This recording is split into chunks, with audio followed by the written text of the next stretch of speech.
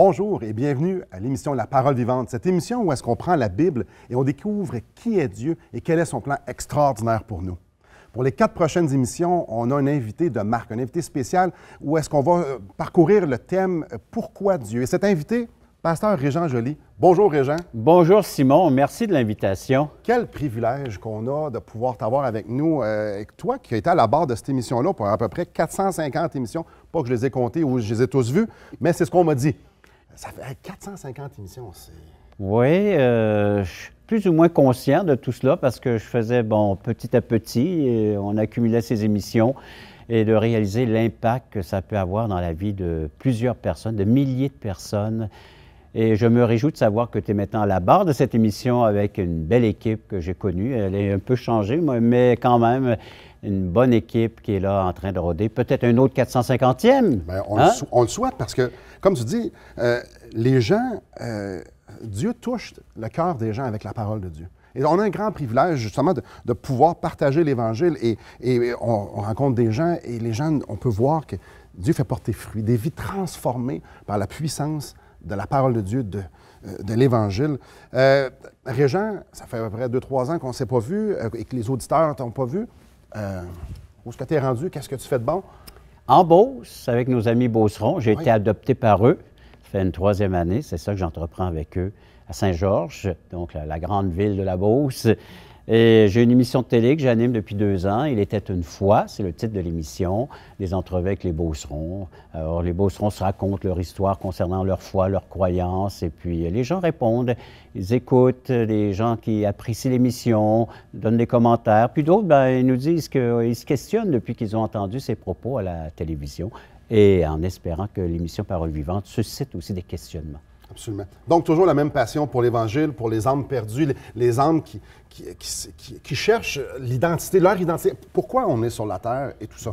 C'est le thème que tu veux nous parler? Et c'est de là est venue l'idée, les gens qui nous voient sur les lieux publics, là, puis qui... Monsieur Joly, pourquoi vous parlez de Dieu comme ça chaque semaine, puis on vous croise dans les médias, puis l'intensité que nous avons. D'où ça vient?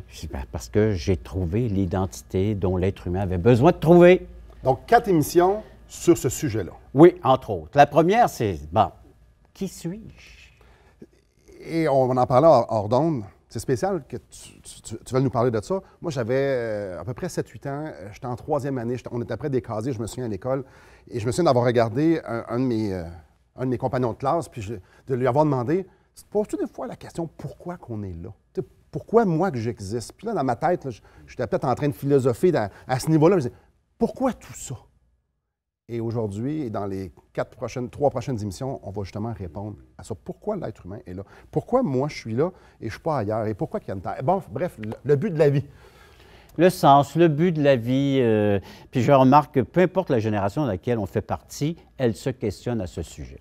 Donc, comme à l'habitude, on prend la parole de Dieu, on part avec un texte, puis on va développer ça tranquillement, pas vite. J'apprécie le fait c'est la parole de Dieu qui parle. Absolument. Puis nous, on est là pour expliquer, puis regarder ensemble ce qu'il est en train de nous dire. Donc, j'aimerais inviter les gens à la maison de prendre une Bible, j'espère que vous en avez une, dans le livre d'Ésaïe. Le livre d'Ésaïe, c'est dans l'Ancien Testament, et on va tourner au chapitre 64. Donc, je fais la lecture de quelques versets dans Ésaïe 64 au verset 5. « Nous sommes tous comme des impurs, et toute notre justice est comme un vêtement souillé. Nous sommes tous flétris comme une feuille, et nos crimes nous emportent comme le vent.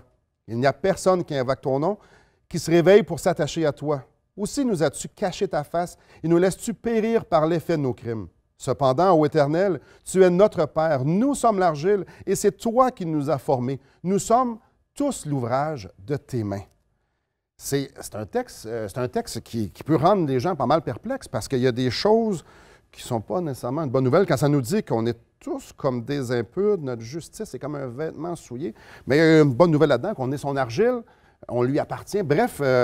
On va décortiquer tout ça, mon cher Simon. Alors oui, premièrement, ça commence assez raide, mais si tu regardes bien ce qui se passe dans les réseaux sociaux, les médias, et puis juste lire le journal, notre génération n'est plus au papier encore, alors ma génération, mais là, partout, on veut dénoncer le comportement humain. Il y a quelque chose qui cloche, il y a quelque chose qui ne va pas chez l'être humain. On est prêt à former des spécialistes pour aider l'être humain à s'en sortir, mais Dieu dit, garde, c'est l'impureté. Alors celui, c'est de la façon dont il parle, notre Dieu, il dit, les gens sont impurs, les gens ont des problèmes, ils ont des difficultés, et puis on aide à s'en sortir. Pourquoi pas donc aller voir ce que Dieu en dit? Donc, grosso modo, ce qu'on peut lire ici, c'est juste la pleine réalisation de ce qu'on voit aux nouvelles, ce qu'on voit autour de nous. Nous, on utilise d'autres termes, d'autres façons de le dire, puis Dieu, lui, c'est de cette façon-là. Il dit, voici le comportement de l'être humain et son problème. Et si on est franc avec nous-mêmes, si on regarde les nouvelles, c'est ce qu'on voit. Si on regarde autour de nous au travail, il y a des injustices, il y a des ci, il y a des à l'école, dans notre famille, puis même dans notre propre cœur. Tu sais, des fois, ça tord. Pourquoi si on décrit l'injustice? Bon, s'il y a une injustice, ça veut dire que quelqu'un, quelque part, qui a fait quelque chose de pas correct. Et c'est ce que ce texte-là nous parle, et c'est ce que la Bible nous dit à propos de nous. On prend une petite pause là-dessus, et on revient, on va compléter, on va développer là-dessus. Fort probablement, vous avez des questions par rapport à Dieu, par rapport à la parole de Dieu, et on aimerait vous inviter à communiquer avec nous. Et toutes les informations sont justement au bas de l'écran, à l'instant même où on se parle. Et vous visitez-nous sur notre site web, espoir.ca, justement pour avoir plus d'informations, plus de ressources concernant justement ce Dieu extraordinaire. Et après la pause, on développe ce grand sujet-là de notre identité. Restez avec nous.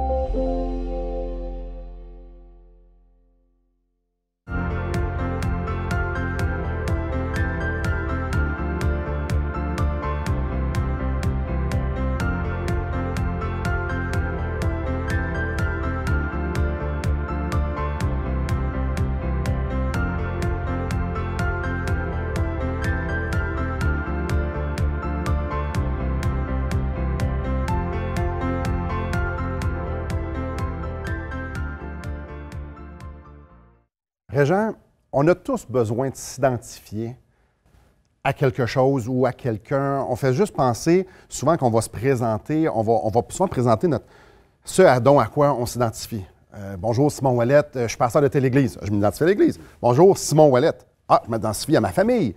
Puis les choses qu'on développe, on dit vite ce à quoi on prend notre valeur, où est-ce que ça nous racine. Donc, c'est naturel, on est tous pas mal comme ça, n'est-ce pas? Oui, on regarde puis autour de nous, puis on cherche une personne, soit un athlète, là, les athlètes, là, les Jeux olympiques ont passé, et puis on avait de l'espoir à ce que ces athlètes-là nous conduisent. C'est comme si on était avec eux, hein, d'aller sur le podium, puis s'ils échouent, on est déçus, puis pas à peu près. Même chose pour les artistes ou des politiciens. Il y a des personnes dans notre entourage, ou même dans notre milieu de travail, ou même en famille, il y a des modèles qu'on suit, puis lorsqu'ils chutent, ils tombent, eh bien, ça vient nous chercher, ça. Hein? C'est décevant. On dit, non, c'est pas comme ça aurait dû fonctionner, puis nous rendre jusqu'à la victoire, puis jusqu'à ce qu'on termine ensemble la course ou la vie. Et on est déçu dans notre façon de voir les choses. Donc, oui, il faut s'identifier soit à une personne, soit s'identifier à des choses. Il y en a que c'est leur voiture, c'est leur maison, c'est leur compte en banque. Alors, ils s'identifient avec ça, hein? Leur position, leur métier, leur carrière. On a besoin. Pourquoi c'est là, ce besoin? Pourquoi on a besoin de s'identifier à des choses semblables? Notre cœur a besoin de s'attacher à quelque chose. C'est une excellente question. J'imagine que tu as une réponse? Oui. Parfait. Parce qu'on a été fait à l'image d'un être parfait. Et on est tous à la recherche de cette perfection-là, soit chez l'individu, chez l'être humain, chez nous-mêmes, on essaie de l'atteindre dans des choses, mais il y a toujours la déception qui s'ensuit, parce qu'il y a un seul être à laquelle on devrait s'attacher. Et ce texte qu'on a lu, que tu as lu pour nous au début, nous dit à qui nous appartenons. Il y a un potier et de l'argile. Et la Bible dit que nous sommes l'argile et Dieu est le potier. Nous sommes tous l'ouvrage de tes mains. Donc, Dieu nous a créés avec la capacité d'être en relation avec lui, de s'identifier à lui. Dans le Jardin d'Éden, c'était exactement ça. Ça a commencé comme ça, l'histoire. Adam et Ève ont marché, on ne sait pas combien de temps avec Dieu, peut-être 5 minutes, peut-être 5 ans, 10 ans, on ne sait pas trop, mais ils ont marché avec Dieu et ils s'identifiaient justement à Dieu. Et on sait ce qui est arrivé, il y a eu une chute et il y a eu cette séparation-là. Et dès lors, ce qu'on voit dans la Bible, et on le reconnaît dans notre vie, c'est qu'on cherche à s'identifier à quelque chose qui va nous apporter quelque chose. Et entre autres, Adam et Ève, que tu cites, bien, ils se sont attachés à en savoir plus, à des connaissances, à développer des connaissances. Rien de mal à cela, hein? Mais c'est lorsque les connaissances commencent à prendre la place à l'attachement qu'on devrait avoir envers celui qui est le potier. Donc, si nous sommes de l'argile, lui, le potier, il y a un travail, il y a un ouvrage, il y a une collaboration là, qui est entre l'argile et le potier. Il y a un lien. Mais c'est spécial parce que moi, pendant des longues années de ma vie, j'avais aucune conception du potier. Pour moi, Dieu, c'était abstrait, s'il y avait un Dieu et tout ça. Et ce que tu me dis là, moi, ça me rejoint parce que justement, moi, je cherchais mon identité dans le plaisir. Moi, tout ce que je voulais, c'est avoir du plaisir. Tu sais, un gars de bonne humeur. On a une façon de trouver le sens à la vie. Bien, pour moi, ce questionnement-là, à un moment donné, je l'ai mis sur la glace, puis je me suis dit, bien, je ne peux pas avoir de réponse à pourquoi je suis ici. Mais il y a une chose que je sais, c'est que ça me fait du bien, ça me fait du bien, ça me fait du bien. Donc, je me lance là-dedans et je m'identifiais justement à l'hédonisme. Donc, moi, je me dis, je me fais du bien. Je suis ici pour avoir du bien sans penser à Dieu. Donc, le même raisonnement qu'Adam et Ève ont eu dans le jardin, je l'avais à un autre niveau, mais pas sur la connaissance. Moi, c'était juste vivre comme ça. Et je regarde, on regarde les gens. Quand on pense qu'il y a des gens qui travaillent 100 heures par semaine. Ça, c'était mon problème, mon cher Simon. Puis je peux vous en parler un peu. Président. Alors moi, avant de connaître ce que j'ai découvert en lisant les Écritures, puis surtout en établissant une relation personnelle avec Dieu, c'était le travail. Alors, à l'âge de 17 ans, je suis allé suivre une formation radiophonique. J'ai commencé à faire de la radio, mais ce n'était pas suffisant à une station. Il a fallu que je rajoute une deuxième station de radio. Alors, j'ouvrais une station le matin, très tôt le matin, 5 h, 6 h le matin, j'étais en onde. Et puis, l'après-midi, je faisais de la publicité. Et le soir, j'allais fermer une station de radio à peu près à 30 000 de distance. Alors, je voyageais entre les deux stations. Régent Joly ouvrait une station et Daniel Robert fermait une station, mais c'était le même homme. C'était le même gars. Le même gars. Alors, mais j'avais besoin de cela. Je m'identifiais au travail.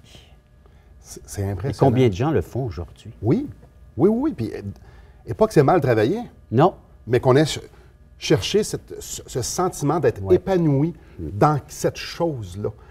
Quand Dieu nous dit, non, moi, je veux que tu sois épanoui avec moi. Il veut qu'on... C'est ça le premier commandement, d'aimer Dieu de tout son être. Oui. C'est moi, je veux que tu aimes. Et le reste, c'est pas mal travailler, c'est pas mal à faire du sport, c'est pas mal, rien de ça. Mais trouve ton plaisir en moi. C'est pour ça que je t'ai créé, pour qu'on soit unis. Puis, tu sais, on parle de ça, puis c'est des choses positives, mais il y en a aussi qui trouvent leur identité en regardant vers en arrière, puis en disant, ma vie est vraiment difficile. Ouais. Puis c'est vrai, puis il y a des gens qui souffrent à la maison, puis ils regardent en arrière, puis la seule chose qu'ils regardent, c'est en arrière, puis ils disent, même il y en a qui vont lever le poing à Dieu. Certains vont dire pourquoi, puis ils trouvent leur identité en étant brisés.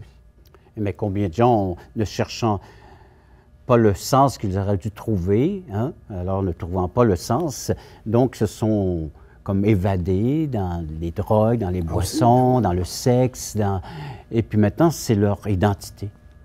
C'est dans le crime, dans le vol, et puis tout ce qu'ils ont comme identité, c'est ce qu'ils ont commis comme crime ou comme fait, et puis ils sont malheureux, ils sont tristes, et puis ça les rend malades, puis après ça, il arrive toute la suite de l'hospitalisation, et puis c'est la dégradation. Et là, on vient rejoindre le texte où que Dieu dit, il y a ce désir de s'identifier avec quelque chose, avec quelqu'un, et ça peut devenir même impur dans notre vie. Oui, parce que ça ne nous amène jamais au bonheur. Mes chers amis, j'aimerais vous poser la question, vous, à quoi vous identifiez-vous? Votre cœur, vos pensées, qu'est-ce qui les absorbe? De quoi parlez-vous le plus souvent? Qu'est-ce qui fait votre joie?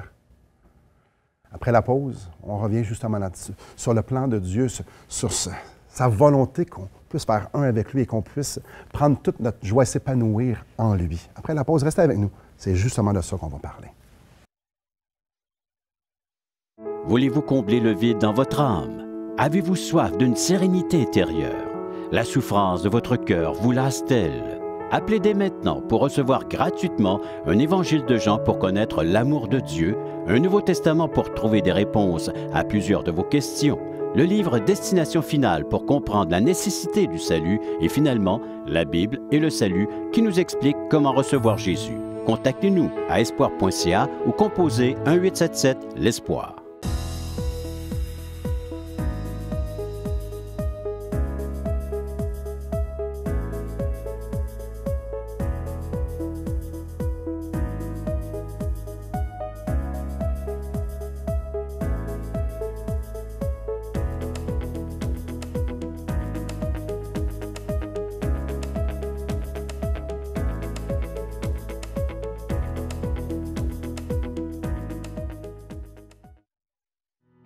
Assistez à un merveilleux déjeuner de l'espoir dans votre région. Un invité vous racontera comment Dieu a transformé sa vie et comment son cœur, souffrant, a trouvé une joie indicible en développant une relation personnelle et intime avec Dieu et son Fils Jésus-Christ. Des églises locales organisent de tels déjeuners dans plusieurs régions du Québec. Découvrez où et quand vous pouvez assister à un déjeuner de l'espoir dans votre région en visitant le site espoir.ca et en cliquant sur l'onglet « Déjeuner ». Le potier et l'argile. C'est l'illustration que Dieu utilise. Hein? Exactement. Et Régent, pas juste une fois dans la parole. Hein? ça revient souvent. Oui. Ça revient souvent. C'est un thème, en fait, ça l'illustre bien. Parce qu'on peut voir dans Romains, par exemple, que l'argile... Une masse informe. ...ne peut pas dire, exemple, au potier, qu'est-ce que tu es en train de faire là? Voilà. L'illustration est graphique, on le voit, c'est évident. J'aimerais ça que tu puisses nous parler du potier, s'il te plaît, Régent. Ce fameux potier, là, c'est Dieu. Il nous est décrit dans Jérémie, on l'a vu dans Isaïe, puis même dans le Nouveau Testament, il utilise ce même langage. Alors, il y a des vases utiles, inutiles. Pourquoi? À cause, encore une fois, est-ce que le potier a le droit, l'autorisation de faire ce qu'il veut avec son vase, avec sa masse d'argile? C'est oui. Est-il réellement le potier? Oui. Ou alors, non, c'est la masse qui décide. Donc, Dieu dit qu'il est le potier et nous l'argile. Il faut reconnaître le rôle que nous avons à jouer. Combien important? Très important.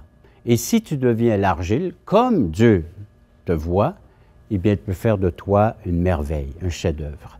On cherchait l'identité dans notre première partie d'émission. Ouais. Quand tu vas visiter des galeries d'art, tu aimes bien savoir qui a dessiné, qui a fait ce portrait, cette sculpture, et puis elle a beaucoup plus de valeur selon le nom qui est attitré à ce chef-d'œuvre. Et souvent, ce n'est pas nécessairement ce qui est beau ou non. Non. C'est le nom qui est écrit en bas qui donne la valeur. Alors, tu vas dans Charlevoix, puis tu regardes les galeries d'art, tu cherches les noms.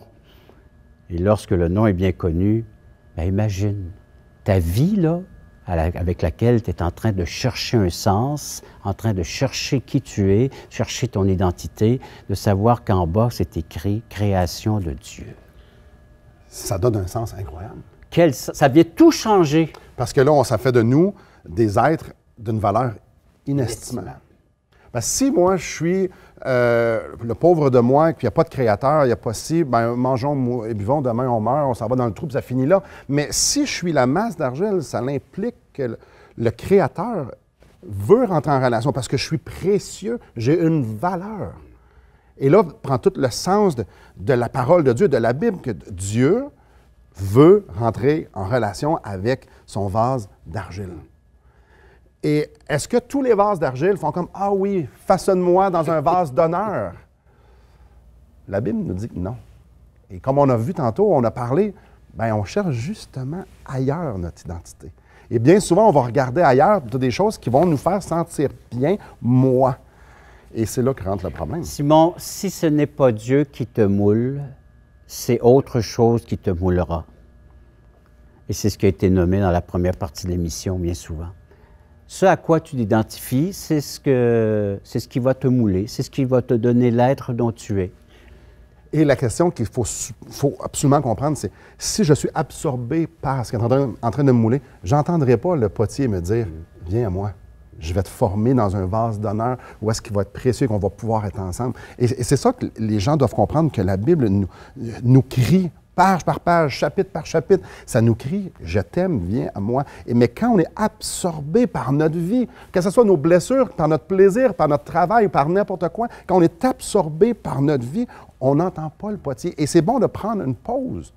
Et en ce moment, c'est un bon temps de prendre une pause puis de dire « Par quoi je suis absorbé? » Et quand tu redécouvres qui est vraiment l'auteur de ta vie, bien, tout ce que tu viens de mentionner, la douleur, la souffrance, les échecs, tout cela contribue à te modeler.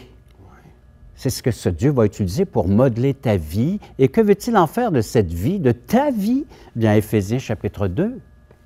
Est-ce que tu peux nous en faire la lecture? Avec plaisir, mon cher Simon, puis à chacun d'entre vous, écoutez attentivement ce que Dieu est en train de faire à ceux et celles qui se laissent modeler par les mains toutes puissantes de Dieu.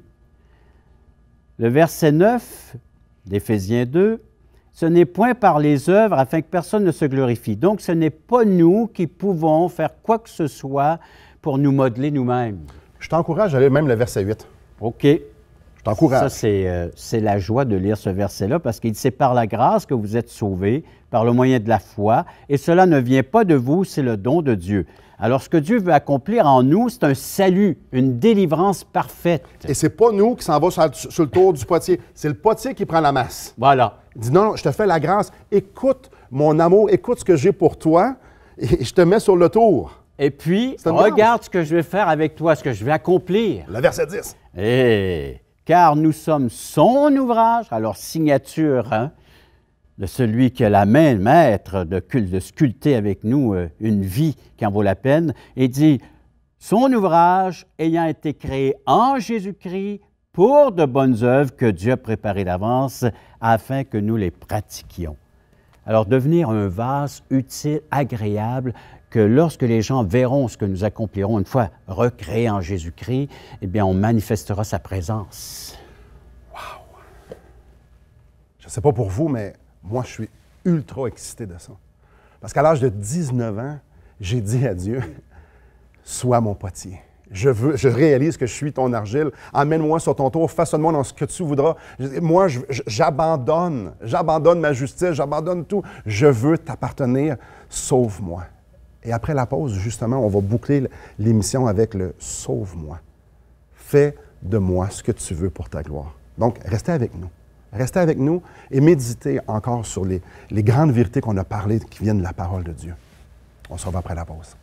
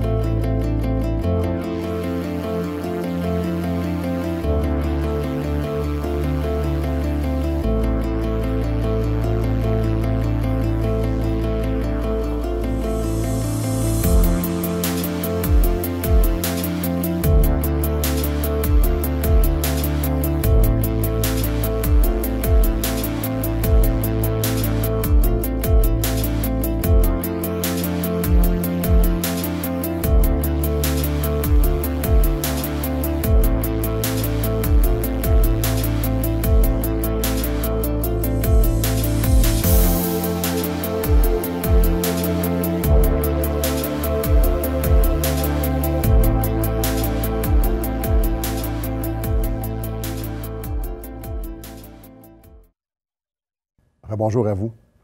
Régent, j'ai une question pour toi.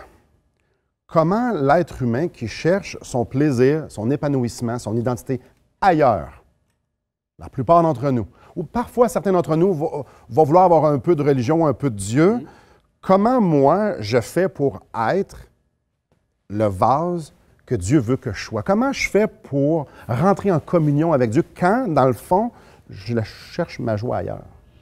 Éphésiens 2, 8 à 10. Une grâce que Dieu nous accorde de pouvoir être recréés en Jésus-Christ. Alors donc, la parole de Dieu, c'est un des instruments que Dieu va utiliser, un des instruments, la parole, donc il nous a laissé pour nous ramener sur le tour afin qu'il puisse donc faire et accomplir une œuvre parfaite avec l'argile dont nous sommes. Et il va utiliser l'œuvre de Jésus-Christ. C'est en Jésus-Christ que nous retrouvons vraiment ces mains avec lesquelles Dieu voudrait œuvrer, travailler, c'est la croix de Christ, c'est son œuvre. Lorsqu'il est venu ici-bas sur cette terre, il a manifesté justement toute cette compassion, tout cet amour, cette miséricorde que Dieu peut avoir envers la masse d'argile dont nous sommes ou le vase dont nous sommes, avec lequel il voudrait donc modeler à l'image parfaite de son Fils, parce que c'est le but. Hein? Éphésiens chapitre 8, tout concourt au bien de ceux qui aiment Dieu, afin de devenir l'image de son Fils bien-aimé en qui il a mis toute son affection. Alors il faut voir la réalisation, il faut voir le pourquoi le Seigneur voudrait me ravoir et me rendre utile pour son œuvre, pour sa personne, c'est en passant par la croix. Donc, repentance, foi en Jésus-Christ, de savoir que Jésus-Christ est venu porter et subir ce que moi je méritais comme condamnation, comme peine pour mes péchés, et puis en plaçant ma foi entièrement dans l'œuvre de Jésus-Christ, je me retrouve entre les mains remplies de compassion à mon égard, les mains de ce Dieu divin, Dieu unique. Laissez-moi vous poser quelques questions à la maison.